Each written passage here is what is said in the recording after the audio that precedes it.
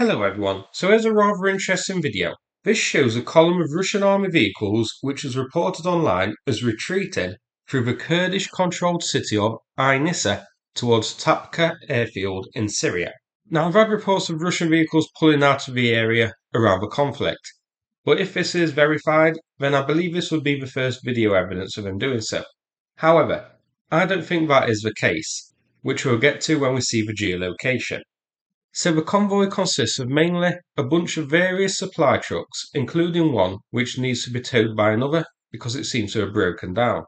But at the end, we also see an MRAP with a Russian flag on it. Now these are reported to be units pulling out of a conflict area, but we don't actually know if they're going to the airport to board aircraft and leave Syria entirely, or if they're going to potentially link up with other Russian forces and Syrian forces there.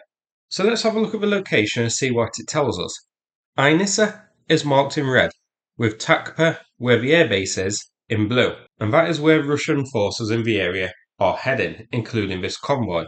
This is here highlighted in yellow on this map of the situation overall.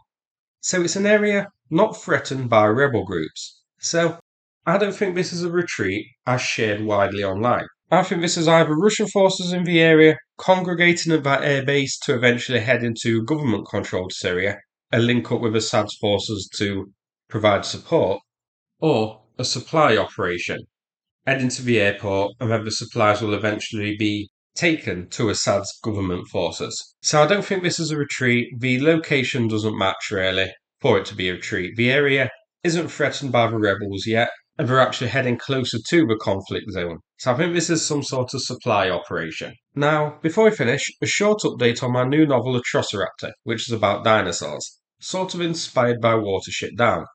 The Kindle edition is now available as well, so people who pre-ordered it should be able to download it now.